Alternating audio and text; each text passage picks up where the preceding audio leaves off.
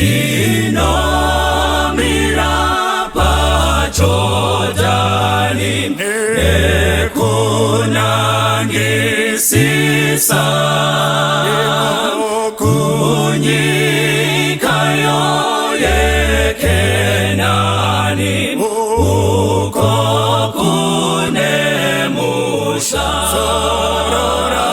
tichazorora kunyika iyokulenga muwashoma tichazorora ikweyo toimba riyo rwa Mozisi na Jesu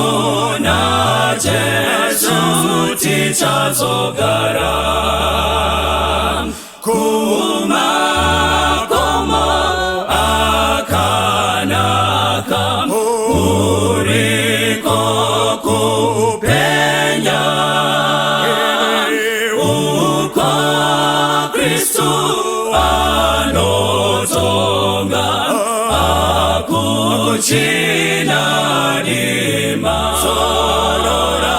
tichazorora kunyika iyokulenga muwashoma tichazorora ikweyo toimba riyo rwa Mozisi na Jesu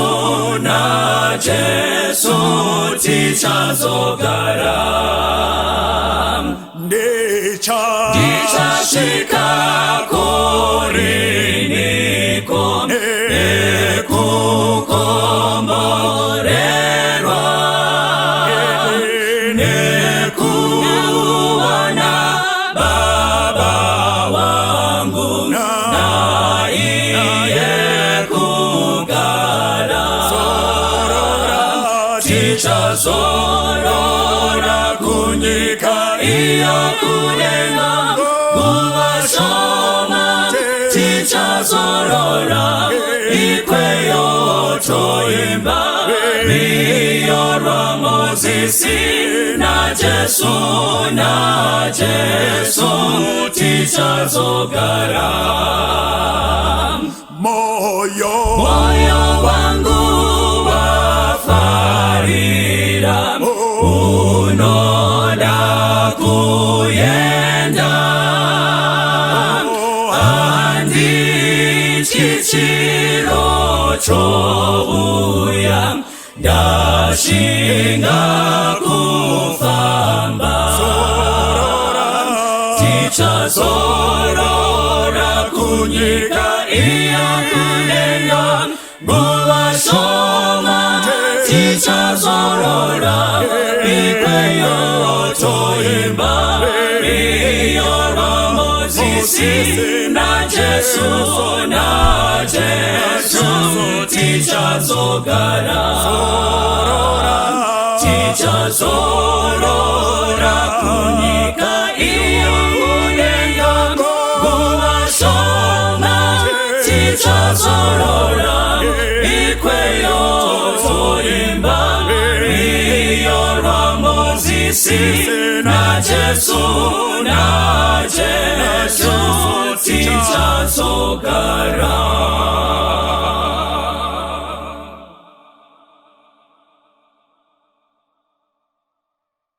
Toda kutenda Mwari atitendera kuti tisangane nyama nemweya zviri pamwe chete tichimupa mbiri nerukudzo nekuti mbiri nerukudzo zvakafanira iye. Dei Mwari angatibetsere patinotaura iko zvinezvi. Muzive kuti handisi kuparidza tiri kutaura. Pane zvinhu zvandakaona ndikasangana nazvo. Zvaita kuti nditi regai timboenda nevafana timbonogara pasi timbotaura hedu setinotamba nyamba tichitotaura zviripo. Ende chinhu chimwe chandakafarira matambiro enyu mamwe acho ndakaona kuti munotamba muchinyatsoratsi muchidzamisa pfungwa. Saka ndo zvatoda kuita muzuva ranhasi tione kuti Mwari unodii. Ngatimbonamatai zvedu. Baba wedu namuponesi musiko wedenga nepasi, toda kutendai nekuti muri Mwari. Rumbidzwai nekusingaperi nokuti makafanira imi. Tibetserei patichakurukura nhau rwaidzi nevana vedu kuti tipinde pakadzama pacho. Muzita raJesu tinonamata. Amen. Ndoda kutenda Mwari. Nhasi uno uyu pane nyaya dzandinoona vana vangu muchidiscuss. Pamunenge muchidiscussa paapp muchitumira ari mameseji. Ndokumba ndaona kuti izvo nedzimweni nguva mukutamba mune zvokwadi. Pane vamwe vanhu vakakuti hauite ukaseka, but vanga vasitorevesa. Dei wakadzamisa pfungwa dzako waitoziva kuti hauiti. Kozoya vamwe vanhu vakakuti iwewe uri tsotsi ukaseka. Dei wakadzamisa pfungwa dzako waigona kuona kuti zvavari kutaura zviri kukonfema iwe. Ndorangarira mazuva tichikura, vanhu vaiti vakagara apfimba musikana wanofunga kuti ndamharisa zvikuru, anenge achitofamba achitaurira vanhu kuti izvo ndakawana zvisati zvamboonekwa. Asi chinoitika ndechinoti vagere navo vanenge vachiziva vane .com rese. Saka zvaiwanzoitika ndezvekuti vakomana vaiti kana vachinge vakagara vachidiscussa relationship, dzaiwanzodiscusswa kazhinji varidzi vadzo vasipo, iwo ungangoda kuati makuhwa asi sitaiti kuzivisana. Saka muprosesi yematare ekuzivisana maiti panenge pachitaurwa iwe nemusikana wako, vanhu vachidescribe nhamo yawazopinda nemarara watsvairira mumba. Asi chinoitika ndechinoti muridzi wenyaya aigona kungoerekana ati pfa padare, asi nyaya yanga isingagone kumira nekuti muridzi apo, asi yakanga yakutaurwa manje isisina mazita. Ukangonzwa yakunzi onini onini, imimi makateera munenge muchiziva kuti onini tiri kureva nhingi, ende muridzi wayo anenge aripo. Saka chainakidza ndechichi, nyaya yaiti ichidiscusswa, upenzi hwemusikana huchitaurwa, pese paanorara pachitaurwa, ese marara achitaurwa, mukomana achitojoina achiseka. Chinhu chaanenge asingazivi ndechekuti izvo nyaya iyi nemanakidziro ayo haizi kutaura mutorwa, iri kutaura iwe. Saka paanenge achiseka anenge achitozviseka, paanenge achinzwa tsitsi kuzvinzwira tsitsi.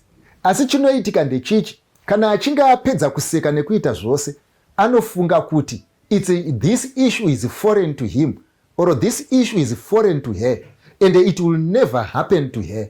And because of that, anorarama sebenzi munguva yaasingafangwa kurarama sebenzi, asingafunge panguva yaanofangwa kufunga, asingaite zvinofangwa kuitwa panguva yazvinofangwa kuitwa. And you know what, maissues mazhinji, marelationships mazhinji akamirira counseling, achabhadhara makansela. Marelationships akanga asingadi counseling, marelationship aingoda kuti udzamise pfungwa pamajokes amaiita, aingoda kuti ujamise pfungwa pazvinhu zvamaizvinyorera, aingoda kuti udzamise pfungwa kuti izvo paya pakaiswa kiti iri kunzi dira rizare, paya panenge pakaiswa kansela, paya pakaiswa kiti iri kunzi dira rizare nditete paya. Saka maissues aripo ndeyekuti izvo zvese zvauri kuita, zvimwe zvacho zviri bound kuzonosvika pakutaura statement iyi mumweya nemuzvokwadi, waigona kuiavoida dei wakafunga panguva yekufunga. So by the end of the day, ndokumbira kuti zvinhu zvinoitika mukati meupenyu hwako uve nenguva yekumbofungawo nepfungwa, uve nenguva yekumboongorora. Ndo zvatichaita muzuva ranhasi. Toda kumboongorora mamwe majokes enyu aya, because kwandiri haazi majokes, ari kutaura zvokwadi, ende zvokwadi inofangwa kutaurwa nemazvo kuti vanhu vanzwisise. Asi ndisati ndaenda ikoko, regai ndimbotanga ndaverengawo bhaibheri rangu mukati mebhuku raDeuteronomy chapter 31 pavhesi ya21. Tisati tatanga kutaurirana zvenyu, rangu rinoti ino pavhesi ya21, zvino kana zvakaipa zvizhinji nenhamo zhinji zvikavawira, rwiyo urwu ruchava chapupu kupupura pamberi pavo, nokuti harungakanganwikwi pamiromo yavana vavo, nokuti ndinoziva ndangariro dzavanoruka nhasi, ndichigere kuvapinza panyika yandakavapikira. Munzwa zvitaurwa naMwari panapa, ari kuti izvo, inini ndine plani yekupinza vana ava muhupfu, ndine plani yekuvapinza munyika yandakavapikira. Hanzi asi even though ndine plani iyoyo yekuvapinza imomo, ivo ndinoziva pfungwa dzavanofunga mundangariro dzavo, maimaginations avo ndinoaziva, macastles avari kuvaka mumhepo ndinoaziva, maplani avanavo nebodwork ndinoaziva, maplani avanavo ekurukwa ndinoaziva. Zvikanzi naMwari hapana plani iri kuitwa nemunhu yandisiri kuziva. Zvikanzi asi zvandoda kuti uite manje, vasati vasvika kumberi, vasati vasvika kuplani, ndoda kuti uvagadzirire karwiyo kaunofanirwa kuvaimbira, kuitira kuti karwiyo aka kana kaya kuzoimbwa mberi kanenge kachivarangaridza kuti vaimbofunga mano avaifunga vachifunga kuti ndo zvazvichazove izvo zvisiri. Ndoda kuti mupake ipapo pakuti izvo nziyo dziri kutaurwa panapa painyorwa bhuku raDeuteronomy paitaurwa kunzi meseji iyi yauri kutaura iko zvinoizvi vanoita kunge vari immune to it. Vana vangu makambozviona here? Ndati toda kudhiskasa nyaya dzenyu panapa dzamunotumirana muchitaura timboona chokwadi chiri mukati menyaya idzodzo. Mati mambozviona here kuti munhu anopfimbwa nemukomana akambopfimba vasikana 6 iye oita wechi7 ende brain yake anotoudza vatete kuti ndane mukomana aroda kundiroora. Haudze vatete kuti ndaa number 6 pamukomana ndingangoita number 7. Ndibetsereiwo kuti ndizive kuti chii chingandigarise murelationship ndisaite number 7. But iye anofunga kuti by virtue of being number 7 therefore she is not a disposable. Saka anobuilda maimagination ekuti I am invincible. Zvakaitika kuna baba vangu hazviitike kwandiri. Kamuroorerwa kanoita baba vangu namai ina handife ndakarohwa. Vanhu vaya vatinoti vakapusa vakadyiswa ina handife ndakadyiswa. Vanhu vaya vanoti mukadzi wangu anouya kuma12 akadhakwa wangu afa akauya ku12 akadhakwa. Why? Pamusana pekuti iko zvinezvi zvinongochingoti she takes a bit of wine. It's a bit of wine now because haasati mukadzi wako. Saka pamunenge muchiupaza muri uko muchiti try this my dear, izvi zvinokubatsira, zvinenge zvichikubhadhara. Zvikanzi panapa manje nebhaibheri, inini ndinoziva tuma imaginations twamunato. Zvandinoziva tuma imaginations twamunacho. Problem yandinayo ndeyekuti you are thinking seriously but not deeply. Why? Pamusana pekuti izvo you have imagined a scenario and you want it to make it live. You want it to exist. Usingazive kuti only in Hollywood will your dreams be fulfilled. As otherwise mumba mako iwewe they will never be fulfilled. Zvikanzi why? Zvikanzi pamusana pekuti when it was time to think you decided not to think. Saka chandoda kukudzai vana vangu patinenge tichidiscuss ndeyekuti majokes amuri kuita apa muchiti dira rizare, muchitumirana muchiseka pakaiswa tuma KK, muri kuseka imi. Ende chinondirwadza ndechekuti izvo you have taken real life as a joke. You have taken your heartbreaks as jokes. You have taken the way you live as jokes. And the whole of your life has become a joke. Your relationship is a joke. Your boyfriend is a joke. Even vana vekumba kwako vanotonyatsoziva kuti this is a joke. Like I told you a step back. Ndeyekuti izvo unonyatsoona mwanasikana achisvika achiudzwa namai vepamba kunzi mwana wangu ndoda kutenda titende Mwari, ngatitsanyei nekunamata. Tiri kutsanyire chii? Zvikanzi nekuti pavasikana vese vakauya nemwana wangu zvese zvakanga zviri zvidhakwa, iwe ndiwe wega munhu wechechi auya pano, iwe womva watotsanya nekunamata, nekutumira shamwari dzako chiti ndinamatirewo, nekuuya kumaelda wachiti ndinamatirewo, because nyange mai vake chaivo vakatotaura kuti izvo inini ndini ndega ndinonzwisisa, inini ndini ndega munhu wechechi. Saka ndoda kuti Mwari asimbise relationship yedu. Usingazive chinhu ichi nekupusa kwako, usingazive chinhu ichi nekupusa kwako, nekuti uri kutozviseka, uri kuzviseka pakuti kudii vari kuedza kutaura kuti mwana wangu when I see you, because it is the mother. Remember the mother is not going to marry. Remember the mother is not looking for a wife. Remember the mother is not looking for a husband. Uzive kuti mai vake pavanenge vachitaura vanenge vachiti mwana wangu kana ndichikuona you are worth the salt. Mwana wangu kana ndichikuona you are of value. Mwana wangu kana ndichikuona you are deeper. But chinondishamisa hausi type yemwana wangu. Type yake ndoiziva. 7 akatoya navo ndovaziva. Kweiwewo wakaudzwa kunzi kudii nemukomana dzekuti waita number 8. Saka pavanenge vachiti ndatitsanyei tinamata, vari kutsanya vachinamata vachifunga kuti pamwe ndiwe panadhori richapedza upenzi hwemwana wavo, kuti ndiwe piritsi richapedza utemo wemusoro kwake. But iwe haugoni kunzwisisa here kuti message iyi iri kutaurwa imessage yako iri kuti izvo if ever you have to pack your bags, you need to pack your bags now and run. Why? Pamusana pekuti wapinda muplan yemunhu asina plan, wapinda muchirongwa chemunhu asina kurongeka, wapinda muchirongwa chemunhu anodzedzereka, wapinda muchirongwa chemunhu asingasvike. But iwewe unofunga kuti une ziplan. You don't interpret things correctly. Why? Because zvotaurwa neBible, because you have imagined things that are not, that even God did not plan for you.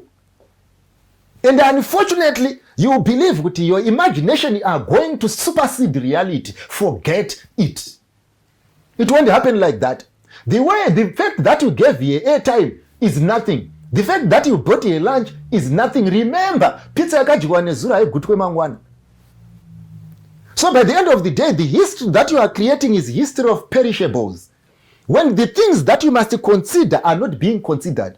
This is the reason why vanangu pese pamunenge muchiseka ndotoshamisika, because zvamuri kuseka ndo zvamuri kutaura ndo zvamunotoita. Ndimi zvikorobho zvacho, asi muri kutora shoko raMwari serinonzi ndo chikorobho.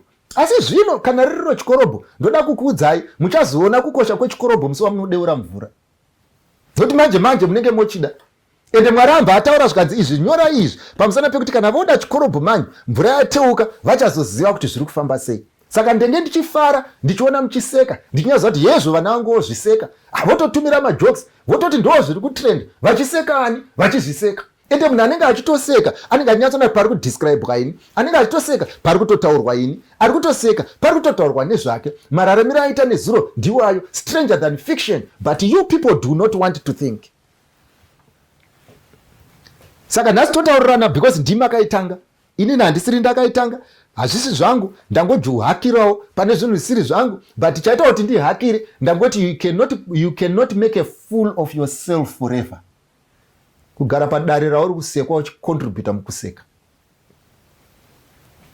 Number 2, I want to tell you, if hearts are capable of breaking, let anyone else do so, but do not break your own hearts. Why?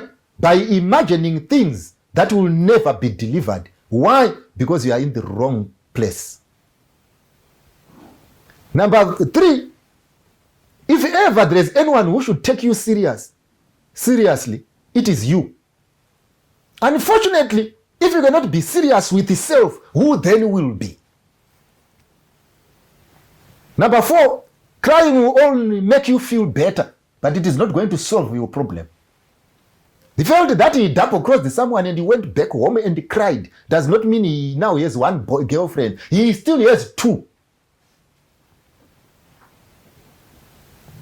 Yafai. Chinzwa ipanapa. Muprofita Isaiah achitaura pa 47, chapter 47, verse ya 7 inoti, hanzi iwe wakati ndichaveva hosi nokusingaperi. Naizvozvo hauna kufunga zvinhu izvi, hauna kurangarira kuguma kwazvo. Ndopafarirapo.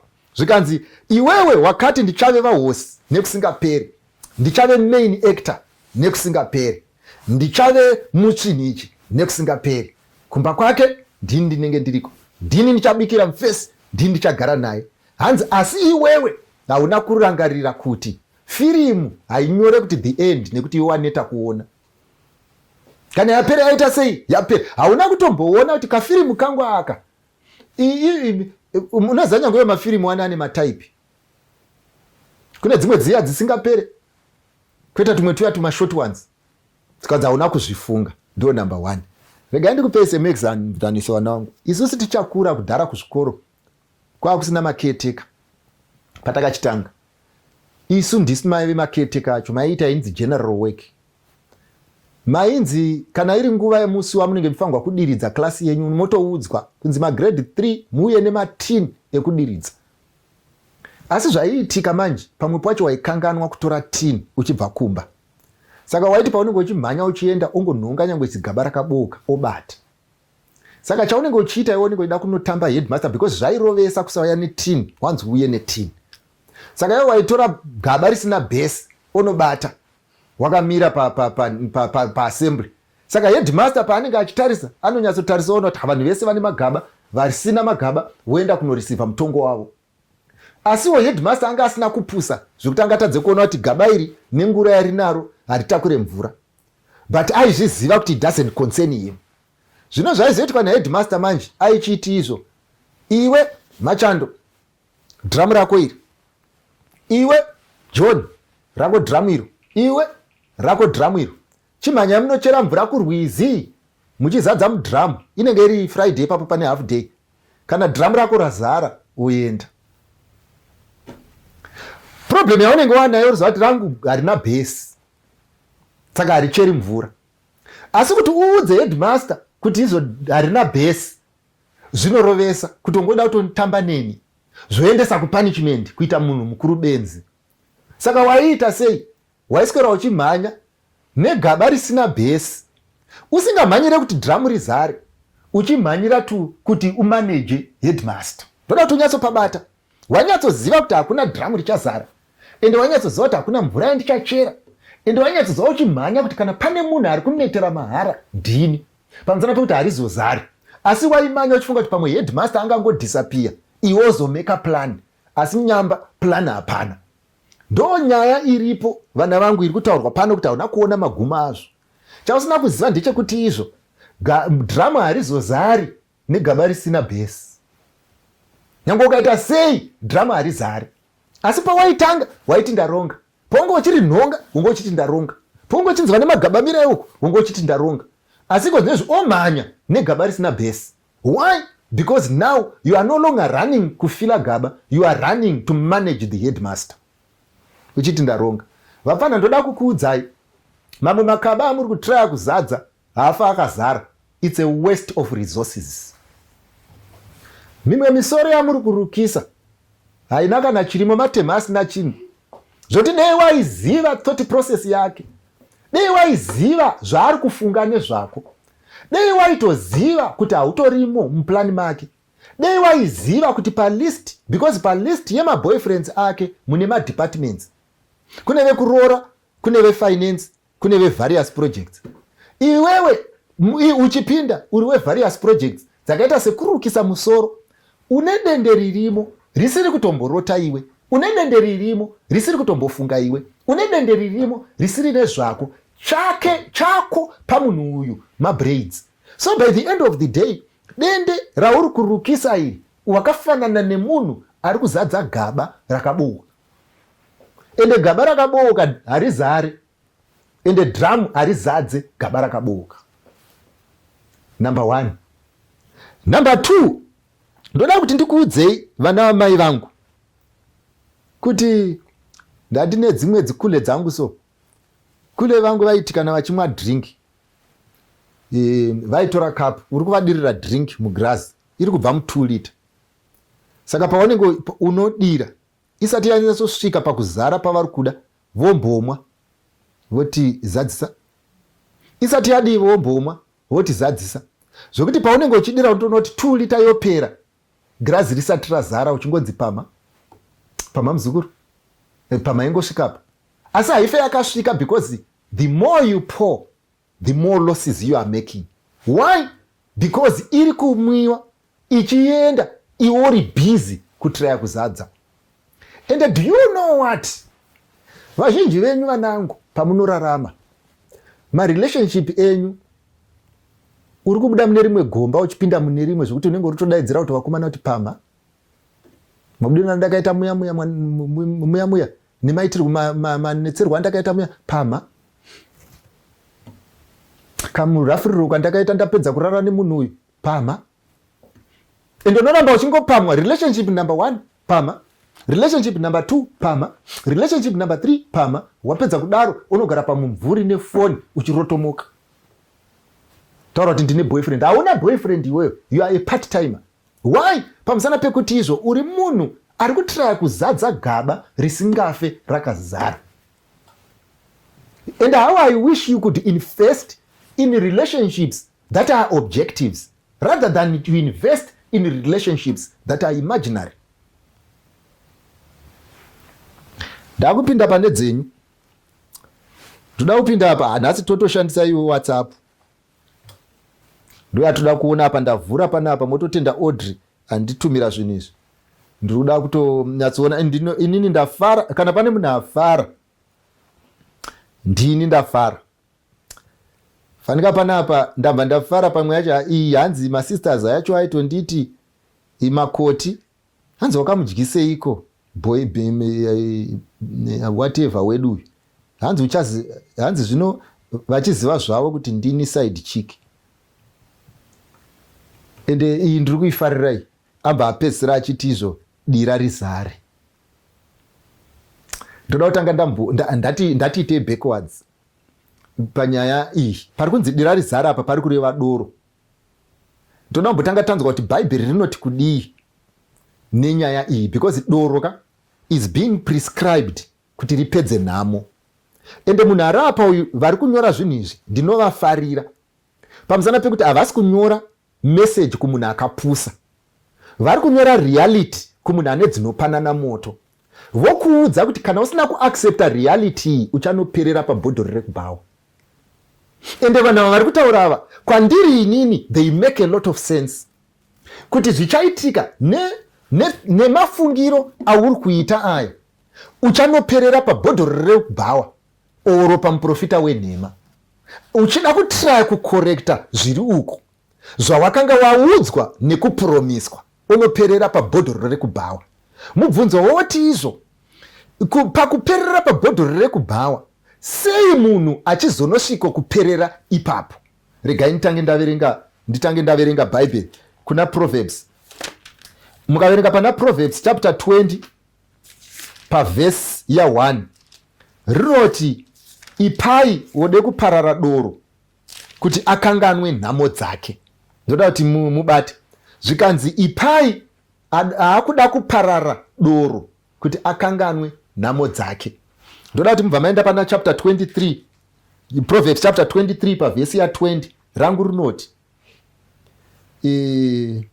Proverbs chapter 23 verse is 20 zvikanzi izvo usava pakati pevanhu vanokarira waini napakati pavanhu vanokarira nyama. Bhaibheri inzwi yataurwa na Solomon panapa ari kuti izvo usave pakati pevanhu vanoda kubraya too much uye usakati pakati pevanhu vanoda kumwa waini. Zvikanzi pamusana pekuti kudiiko, zvikanzi pamusana pekuti izvo waini mudadi uye doro mupopoti, ani nani anobatwa nazvo haana kuchenjera. Pari kunzi kudii? Pari kunzi izvo munhu kana azosvika pasolution yekuti wawa waakupedza zvandiri, zvikanzi izvo zviri kukonfirma one thing nebhaibheri kuti haana kuita sei, haana kuchenjera. So the solution yekuti zvaakunoperera kumberi iri kubva pakuti izvo wakaramba kuita zvakachenjera. Saka iko zvinezvi waakupedzisa nezvisina kuchenjera. Why? Pamusana pekuti hauna kudaro. This solution it works. This solution is good, but it puts you in the bracket of fools. Why? Because it has been prescribed before you got there kuti ukaramba uchiita zvinhu izvi uchanozvimwira doro. Kwete kumwa doro nekuti riri kukunakira, asi kumwa doro pamusana pekuti izvo hausisina imwe option. Saka ndaakuda kumboisa into perspective ma-issues amunodiscuss. Number 1, make believe. Unodzwa nevanhu vese kunzi wapinda pasina evidence dzaakambopinda mutaipi yemunhu wauri kufamba naye. Sekudai izvi kuti unoenda nemukomana kupizza nekuti munobhilivha imimi kuti munhu akaenda naye kopfa pizza isaini yekuve responsible. Asi iwe wasvika kupizza kuya otarisa bhutsu dzake oona kuti hadzina bhesi, ari kutsika pasi dzingori nepamusoro. Saka kwauri kana uchifunga unobva waziva kuti saini iyi hatingati munhu ari responsible, because munhu ari responsible haangatenge pizza nemari yebhutsu. Obva wati pamwe haizi nyaya yekuti haazi responsible, tomboti ari murudo to the extent zvokuti he has sacrificed his comfort kuti andite sei, kuti anditengere pizza. But nyange ukadzoka mubhaibheri ukadzoka kureality inoti ida hama yako sekuzvida kwaunoita iwe. Zvoreva kuti asingagone kuzvitengera bhutsu naanotora mari yepizza otengera iwewe mari yebhutsu otengera iwewe pizza haadi iye. But that assessment is not made paunenge uchiboyera pizza. That assessment is not made paunenge uchidya pizza. That analysis is not made paunenge uri kuchicken in. Why? Pamusana pe make believe. You have believed miracles will happen when you are not working with a miracle worker. Number 2, zvikanzi panapa hanzi akandibhilivhisa kuti inini ndichakuroora. Hanzi zvekuti akandiudza kuti izvo you should change yourself. Zvese zvaive inini ndikarasa. pandaenda kuchechi akati kuchechi kwenyu kunobhowa, pandee ndiri muchechi ndinenge ndiri pawhatsapp, zvikanzi I ceased it to be because of him. Saka zvakaitika ndezvekuti pakatanga pana Audrey ndokubva aurawa, ndobva apedzisira Patience. Saka musi waunorambwa hakurambwe Audrey, kunorambwa Peshi, because Audrey akaurawa kudhara. Saka Peshi paanenge ari pamariro anenge asingacheme kuti ndarambwa nokuti haana kumbodiwa, akadiwa ndiAudrey akaurawa. Saka anenge achiti izvo, I lost my identity based on promise that was never confirmed, which is a challenge to you guys. The problem iripo ndeyekuti izvo, why is it that you base too much on promise when there is no evidence of performance? And they have ceased to be. Kana uchiruka to please people, kana uchipfeka to please people. Iko ndizvo wakutomwa nemapiritsi ekuti mahips akure to please people. Kana azokudza kuti mahips ako akurisa haachadzoki, wakutsvaga umwe kwete anoda iwewe but anotodawo mahips aapo. Why? You have downgraded yourself. Why? Because you thought you were upgrading yourself. Why? Because wakapinda muforoma yemunhu anoora, kupinda muforoma yemunhu anogona kuramba, kupinda muforoma yemunhu anogona kunyengwa vamwe vanhu, kupinda kuudzwa neumwe munhu kuti izvo you are too thin for my liking and now you are overfeeding yourself. And you cannot even use your common sense kumutaurira kuti izvo, if you want vakati simbei variko, kana uchida varefu variko, handichinji bhutsu nekuti iwo nepfungwa yako. But what is it? You have lived all your life for a relationship, and ndoda kukudza manje drama rakaboka harizari. And the solution yamuri kuudzwa panapa iyi neuyu vazhinji venyu ndo kwamuchaperera kwekuti kudiko, you shall spend the rest of your life drunk, emotionally drunk. Why? Because you are too emotionally involved to think. Kanzi nemwe shasha iri pana ndima muchinyora zvinhu zvamunonyora zvese izvi ndezvezvokwadi uye zvingatendwa. Ndosaka ndiri kuti izvo pakuita muri kutamba. Umwe ari panapa zvikanzi akandishandisa. Hakuna munhu anolodha marara mubhara risipo, ende bhara harizokomblena kuti tanetsa kututa marara. Ukatoona chete munhu atora foshora achilodha zvinorati pane bhara. So by the end of the day, ese mabhara achava available achashandiswa.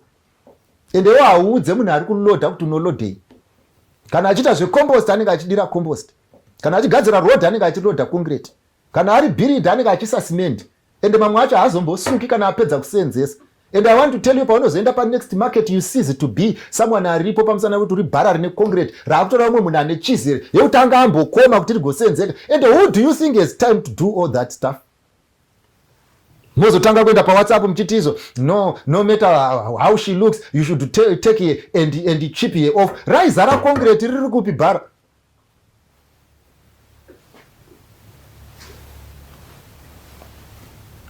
Kana ndiwo akandishandisa uchiitei ipapo? Ndaitaura nomumwe musikana achibvunza mubvunzo zvikanzi izvo, ndine mukomana akandipindira mumba mangu akandibata, hanzi apedza kundibata ndokubva ndaifunga kuti anondida, ndokubva aramba, but akanga tisingadanani. Mapurisa ari kuzviziva here? Haasi kuzviziva. Tete vari kuzviziva here? Havasi kuzviziva. Saka wakaridza mhere here pawanga wachirepwa? Handina kuridza mhere. Uya uzosaura kumusangano wechechi kusina kana musecurity ane mahandicap. Usha kuti uri kufunga nei? Kwairo dhora rako risingakiwe rakaita sei?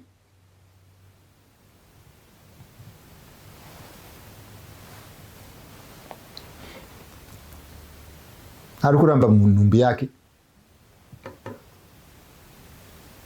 Kana ndiwe kuti inganzi ndeyake iri pauri.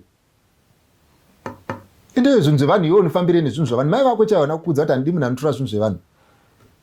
But by the end of the day, you guys do not think. Mozopedzisira panapa maakutaura kuti amen, because you don't want to think. Hanzi nebhaibheri mune kaplan ndo parataura panapa kuna Isaiah zvikanzi but hamumborangariri magumo azvo. Asi vanhu vanokuitisai zvinhu zvese izvi vachakunetsai.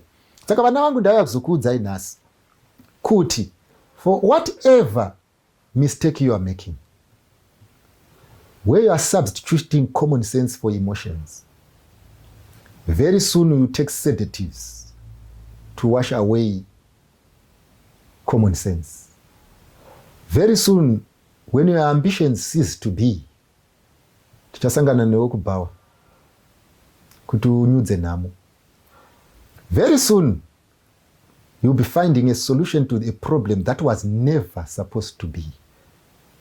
Very soon you'll be a murderer wekubvisa mimba uchiti abortion. Why? You were in wrong places and you decided not to think. Very soon unenge uchimwa mapiritsi eBP.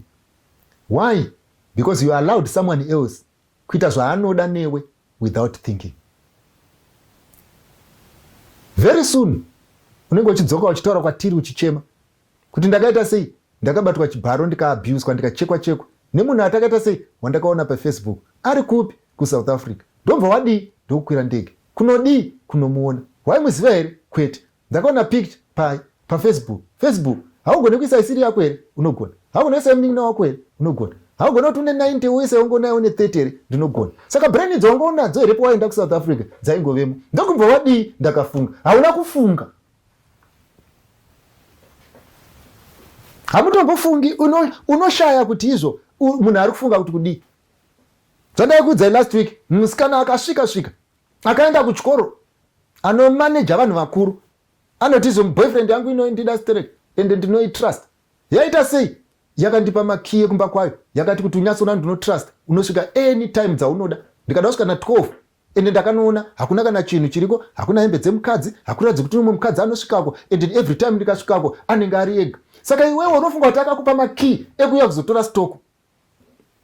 Unoedza kuti hapana kana ari kutombofunga ende zvawakasvika ikoko ndomva zvazodii hapana ari kufunga. Chii chichapedzera chaita? Uchapedzera wakudaidzira izvozvo zvekuti dirai rizare. Kwete nekuti uri kuti dirai rizare pamusana pekuti you're an alcoholic, pamusana pekuti when it was time to think you never thought. Iwe waiti waipiwa makey ekuitei ende the only thing chawaipewa nacho for service kutakura makey muhandbag and yet all the satisfaction yekuti ndapinda ndichabvisirwa pfuma. Why? Nekuti ndine makey ari kushandiswa kuita sei kuti ndinorepwa. And one thing I don't know is kuti munoshandisa makumbo here kufunga kana kuti munoshandisei, because by the end of the day what is happening now, majoko amuri kuseka WhatsApp, majoko amuri kuseka Facebook, majoko amuri kuseka ekuti you have been made someone else's door asina plan yekuita anything else. Ndio majokes, ndio upenyu hwenyu amuri kurarama. Upenyu hwekuti kudii ndaitaura nomumwe musikana kusei muchichengeta vakomana vese vawaidanana navo paFacebook, uchitumira mapicture uri pamota, uchitumira mapicture uri paDubai, zvikanzi ndechida kuti vanhu vese vakandiramba vanyatsoona how I am rising. Stupid card. Unoshaya kuti izvo munhu akarasika kupi? Ungade kurarama upenyu here hwekuprovhira vakomana vekwachivi kuti ndiri kukwira, and now you end up doing things that you were not supposed to do. And keeping up appearances unnecessarily, keep picking your pressure. Why? Because wakavaseva mumacontacts mako. And uchadii manje kana vanhu vezvikwereti vakuda mari yavo yezvikwereti yehembe nebhutsu dzauri kutenga kuti vanhu vakuona nemota dzevazhinji dzauri kugara ukaisa dhendi uchida kutorwa picture, uchazoita sei wakupinda mulosi? Why would you live a life to prove to people that things are okay? Who needs that proof? Ndiani anoda kuziva kuti wadya pizza? Ndiani ane basa nekuziva kuti uri mundege? Ndiani ane basa nekuziva kuti uri kuVictoria Falls? Why do you want to please us? Unofunga kuti hatina zvekuita. Majoko enyaya vanangu aya muchazoona manje.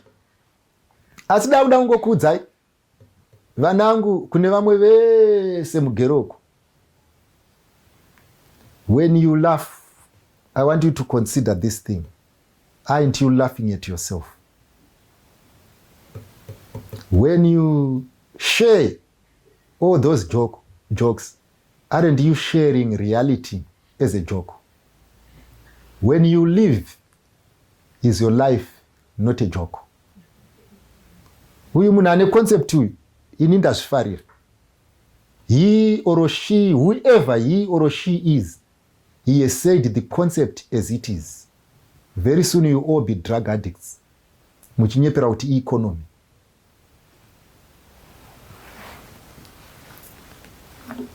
When you could not manage your emotions. Mwari akupai chifungwa nepfungwa dzinoshanda dzichifunga. Tichasangana zvakare tichitaura zvamanga muchitaura. Ndimi maizvitaura, handini. Mwari akuitirei nyasha. Ndatinamate. Baba vangu namuponesi, maita henyu. Tenderai vana vedu kufunga panguva yekufunga, nekurara panguva yekurara, nekumuka panguva yekumuka. Vagokwanisa kuve nemutsauko wejoko nepractical life. Muzita raJesu ndinonamata. Amen. Vese vanonzwa rauranyi, soko rakanaka murise pasi, kuti vanhu vese ngarinzweni, uyo unoda, uyo unoda, tumasoko pagomonemikana, Baba wadikanwa, ari kudaidza, uyo unoda, uyo unouya nasi uya, pinda pamusiwo wazarurirwa, Jesu ndiye nzira yeidiyega, uyo unoda,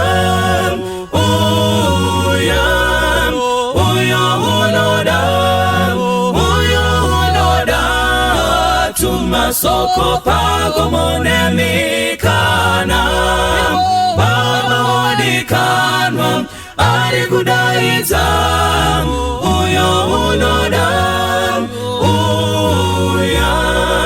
uyo unoda, dawiraini, uyo unoda, dziwira ngeizvi, uyo unoda, upenyu darini, uyo unoda,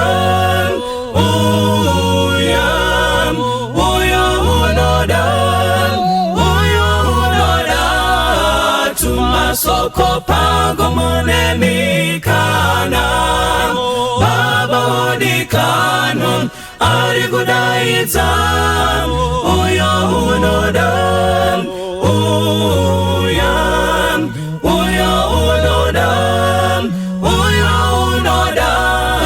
tumasoko pagomonemikana, Baba wadikanwa, ari kudaidza, uyo unoda, Baba wadikanwa, ari kudaidza, uyo unoda.